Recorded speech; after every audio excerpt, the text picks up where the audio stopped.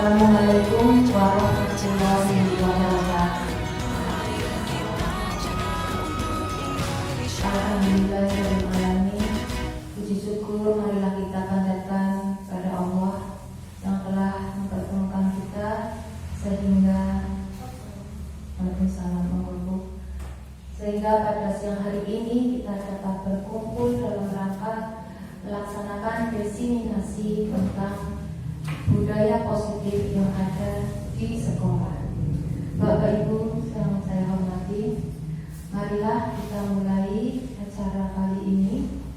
Yang pertama tentang diseminasi budaya positif.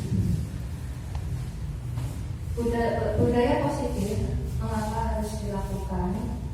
Karena yaitu akar belakangnya antara lain dalam rangka mewujudkan kegiatan belajar yang berpihak pada siswa dan profil belajar Pancasila, maka perlu diterapkan budaya positif di kelas dan di sekolah.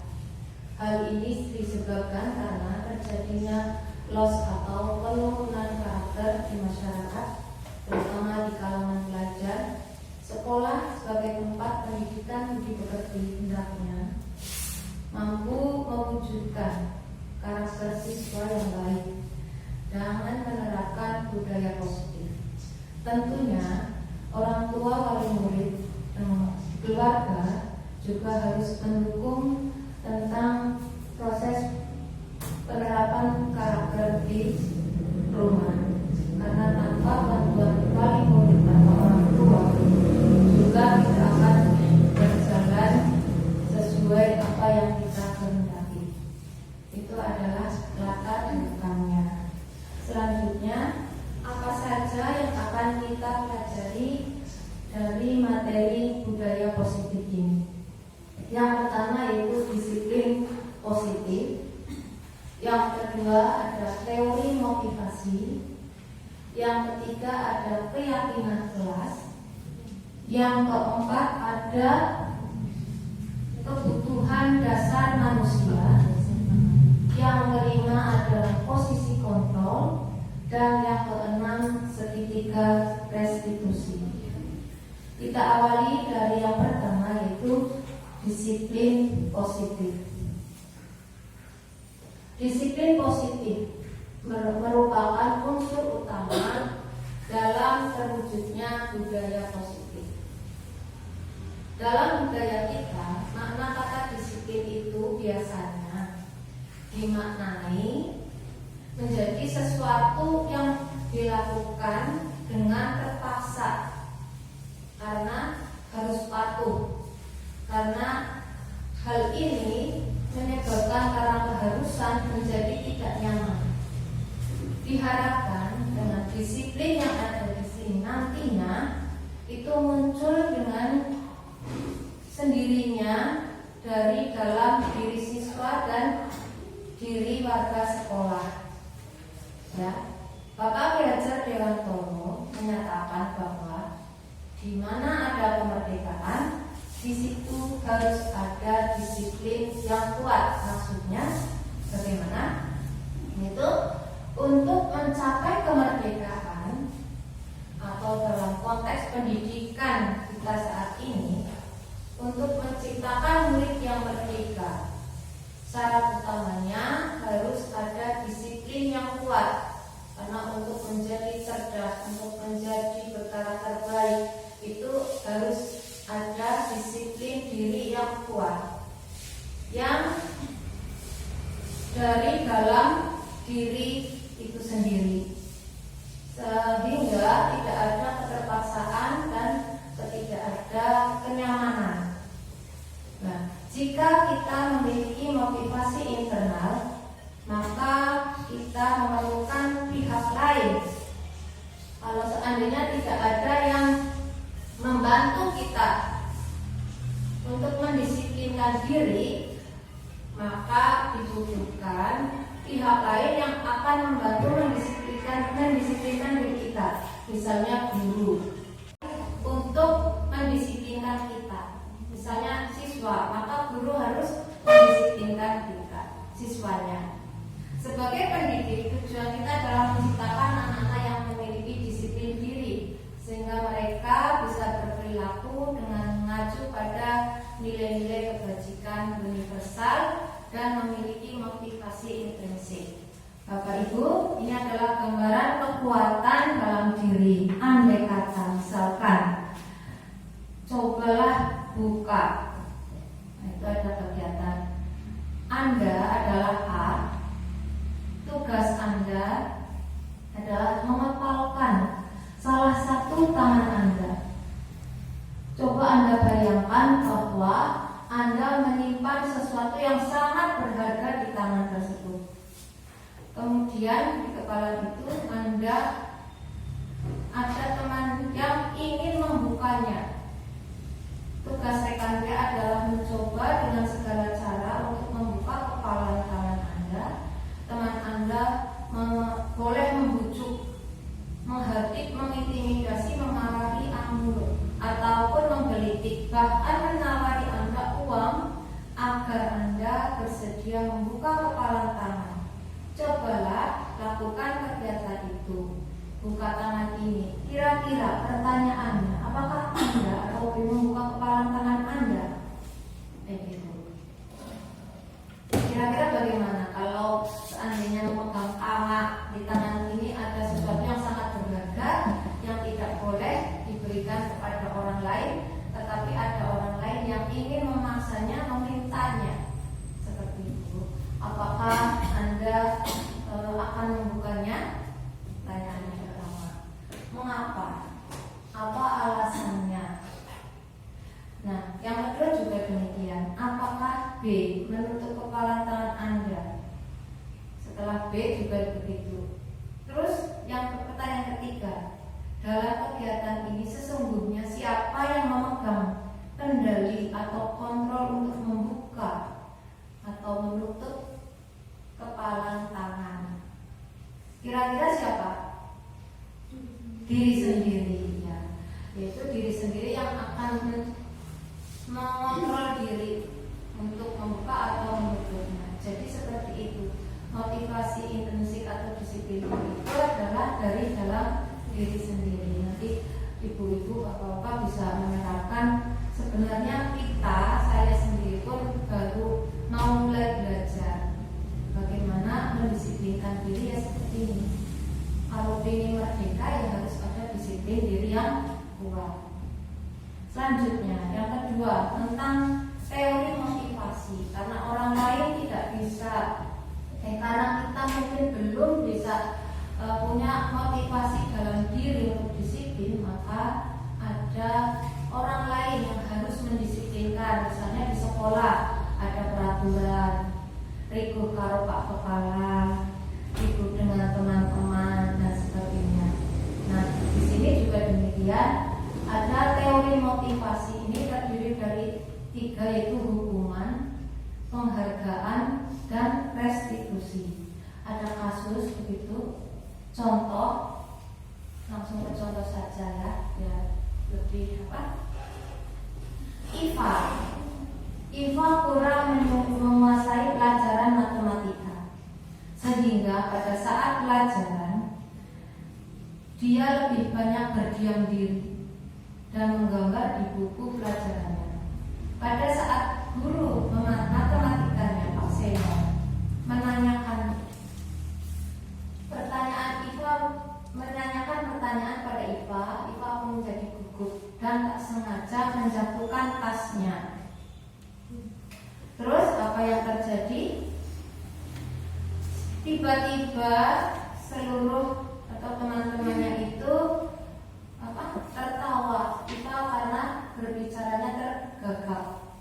Pak Seno pada saat itu membiarkan teman-teman Iva menertawakan Iva yang berbicaranya tergagap dan malu luar biasa, dan malahan minta Iva untuk maju, terus berdiri di depan kelas sambil menunjuk hidungnya karena tidak bisa menjawab pertanyaan Pak Seno. Kelas semakin gaduh dan anak-anak pun tertawa melihat Iva di depan kelas yang memegang ujung hidungnya. Nah, pertanyaannya, apakah Anda setuju? Yang tentunya tidak ya. Terus mengapa? Ini sebagai guru di pembelajaran IKM itu sudah tidak boleh memperlakukan siswa seperti itu. Ini merupakan seperti sebuah pembulian. Jadi kadang kita greget anaknya sudah nggak bisa, tidak memperhatikan, tetapi kita harus menahan diri, bersabar.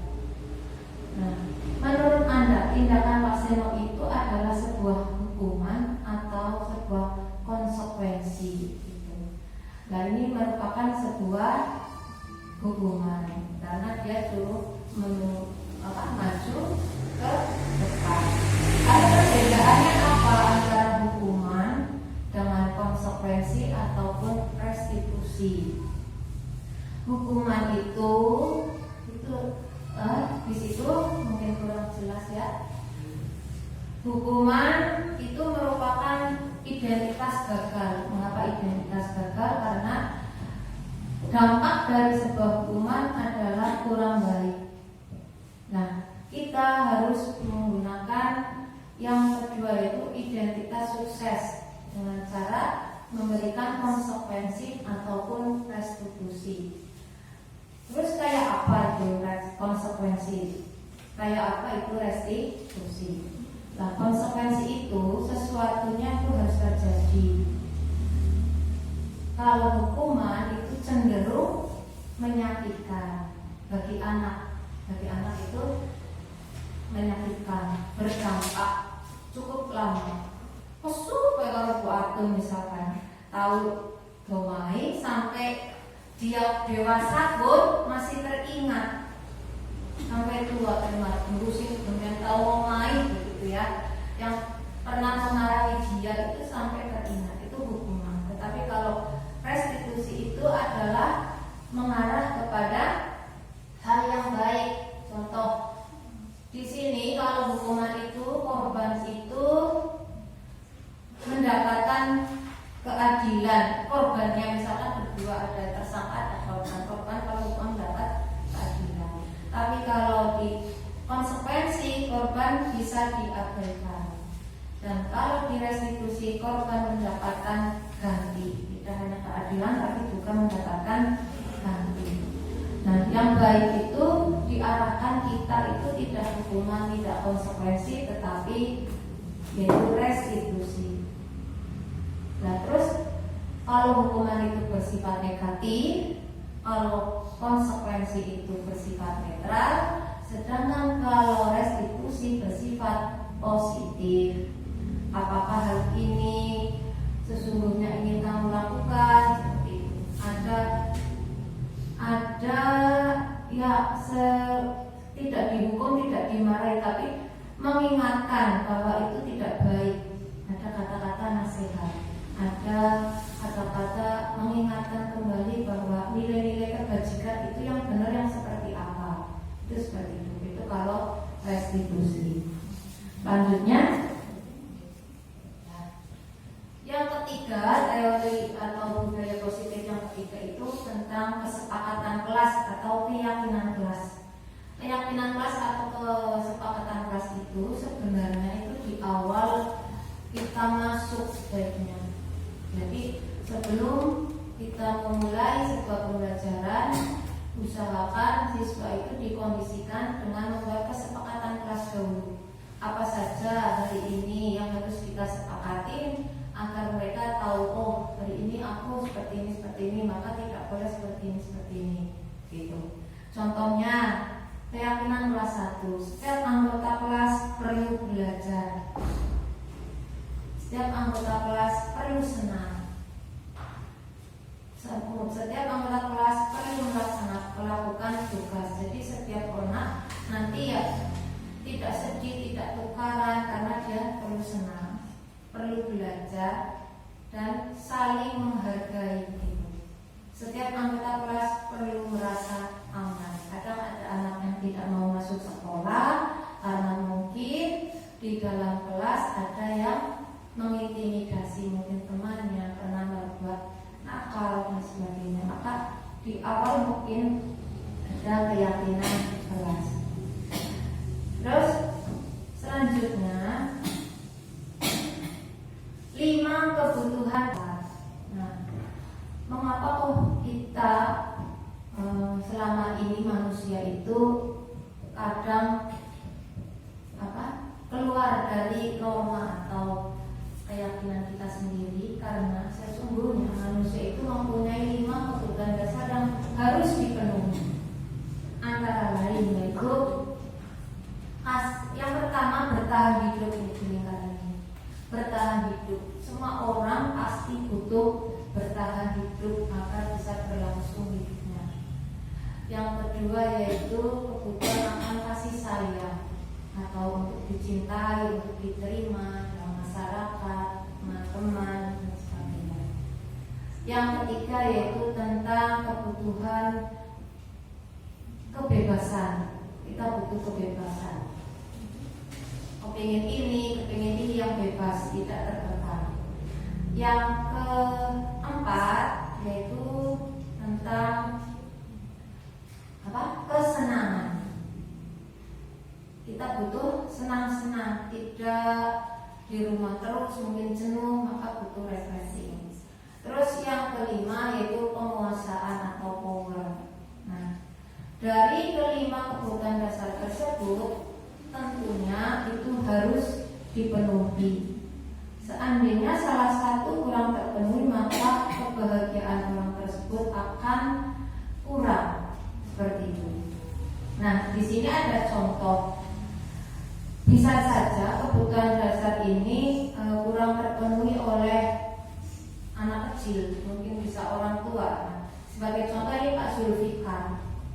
Pak Zulfikar sebagai seorang kepala sekolah baru, terus datang ke sekolah baru, mencoba untuk menyesuaikan diri dengan lingkungan di sekolah tersebut. Sebagian besar guru-guru dapat menerima kehadiran Pak Zulfikar. Kemudian, namun ada beberapa guru yang selalu bereaksi negatif pada kebijakan-kebijakannya, dan ada frontal mengeluarkan di rapat guru mingguan. Salah satunya Pak Mali. Dalam rapat guru mingguan, Pak Mali sering kali mempertanyakan kebijakan-kebijakan yang diambil oleh Pak Zulfikar tanpa argumen yang kuat. Rekan-rekannya sesama guru heran dengan perilaku Pak Mali, karena sebelumnya dia dikenal sebagai seorang guru yang selalu mengikuti kebijakan. Terus Pak Hanafi, sahabat Pak Malik, mencoba mendekatinya dan menanyakan apa yang menyebabkan dia bertindak seperti itu. Nah, mungkin di tempat kita belum seperti itu ya, karena orang-orangnya ya teman-teman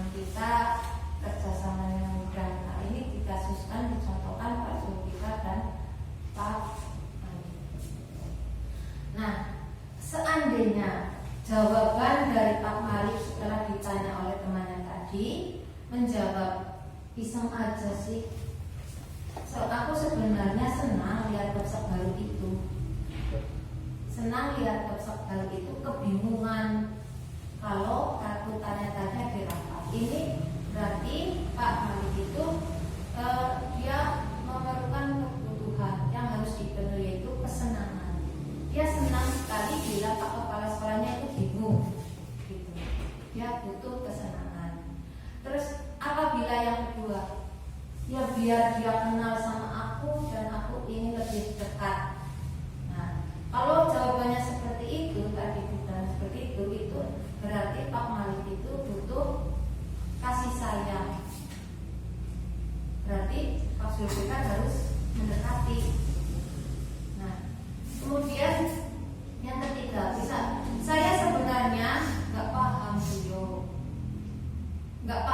Saya sebenarnya nggak paham beliau itu bicara apa. Makanya kelihatan, masa aku yang sudah guru senior tapi kelihatan nggak paham, kan malu. Nah, itu jawaban seperti itu ternyata dia butuh penguasaan. Penguasaan itu bisa kompetensi, misalkan kemampuan, power, kekuasaan dan lain-lain. Itu adalah kebutuhan-kebutuhan yang harus terpenuhi. Nah, harus terpenuhi dengan cara seperti itu.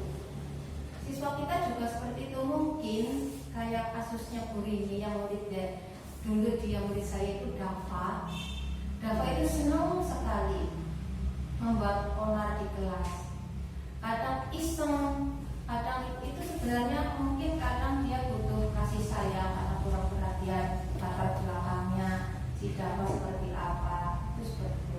Kadang kekuasaan biar dia merasa paling jagoan di kelas dan sebagainya. Itu adalah kita harus tahu karakteristik siswa ini butuh apa. Lah, tugas guru memenuhi kebutuhannya. Bayangkan Bu Guru, kalau siswa kita banyak, kebutuhannya banyak, harus terpenuhi semua, makanya tentunya kurang, sehingga kita membuat kesepakatan kelas. Nah, budaya positif berikutnya yaitu posisi kontrol. Guru mempunyai 5 posisi kontrol, antara lain sebagai penghukum yang tadi Pak Seno pada IPA, pembuat merasa bersalah, sebagai teman, sebagai pemantau, dan sebagai manajer. Terus seperti apa itu manajer, seperti apa itu teman, seperti apa itu pemantau, itu nanti Bapak Ibu bisa melihat dari video yang saya putarkan nanti. Kira-kira Bapak Ibu kan sudah paham ya, penghukum seperti apa. Terus pembuat rasa bersalah. Terus yang merasa bersalah itu siapa? Siswanya apa gurunya? Nah, diharapkan Bapak Ibu itu berada di posisi kontrol yang sukses, identitas sukses, yaitu sebagai teman, sebagai pemantau, dan sebagai manajer. Nah, sebagai gambaran tentang ini akan saya putarkan video tentang apa ini? Posisi guru sebagai pemantau, sebagai teman, penghukum, dan lain-lainnya. Mohon bersabar sebentar. Saya ambilkan di modul saya supaya lebih jelas seperti apa. Harus buka LMS. 5 posisi kontrol.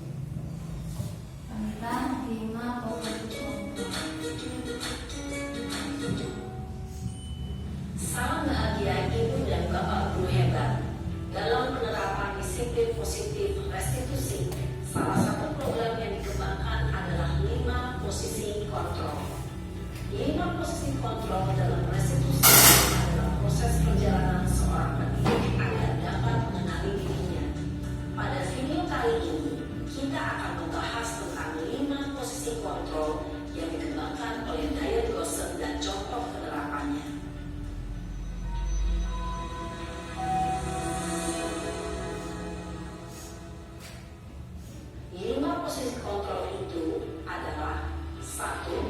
Posisi penghukum. 2. Posisi pembuat merasa bersalah. 3. Posisi teman. 4. Posisi pemantau atau monitor. Dan 5. Posisi manajer.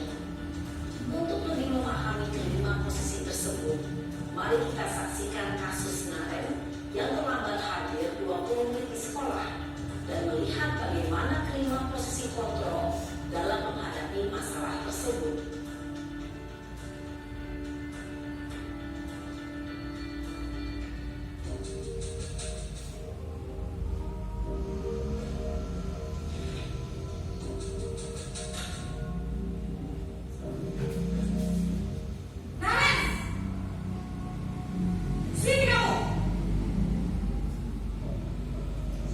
Ini posisi penghukum. Terlambat. Kamu deh, pasti terlambat. Saya Apa? Apa coba? Alasan kamu apa lagi? Kapan sih kamu tidak terlambat? Malas sekali ya kamu jadi anak. saya Dasar pemalas. Gak kapok-kapok sih kamu. Sudah berapa kali terlambat? Sana, kamu keliling lapangan basket 2 kali. kenapa saya harus ke lapangan basket, Bu? Kenapa? Kamu melawan ibu. Berani-beraninya jawab. Sudah terlambat, masih berani jawab pula. Sekarang, keliling lapangan basket 5 kali sekalian. Biar kapok. Cepat. Pergi sana ke lapangan basket. Posisi penghukum biasanya berbicara dengan nada tinggi, menghardik, menunjuk-nunjuk, menyakiti, dan menyindir. Hukuman bisa berupa fisik maupun psikis. Ibu dan bapak guru hebat. Dampak yang terjadi pada murid ketika guru berada pada posisi penghukum adalah murid cenderung akan memberontak, bahkan menerima denda.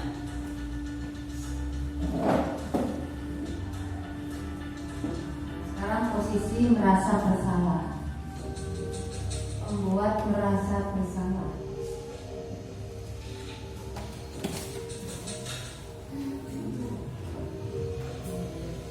Naren!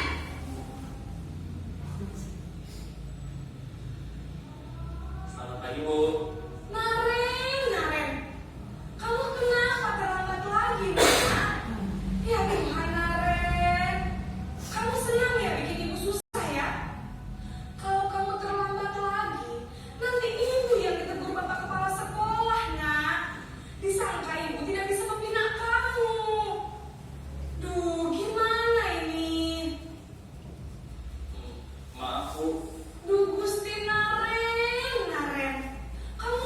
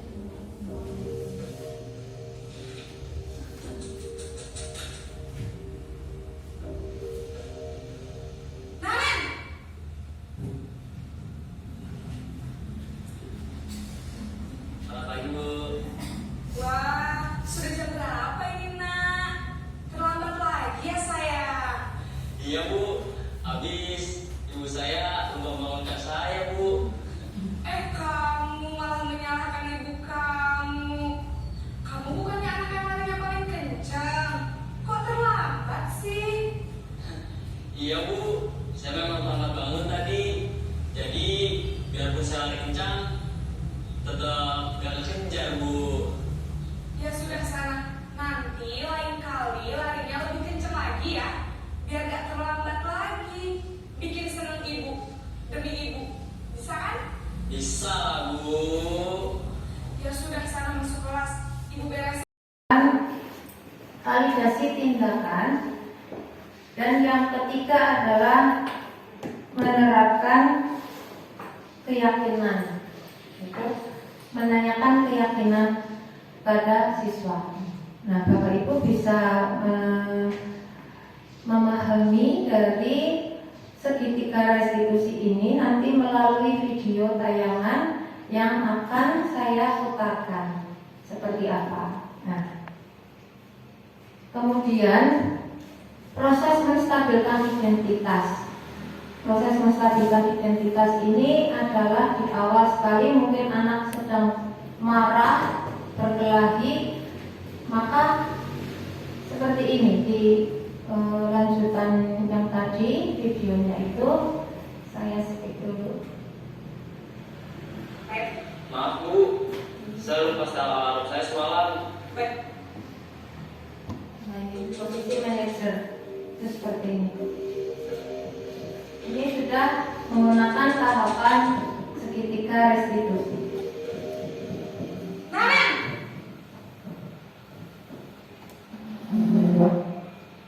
Selamat pagi Bu.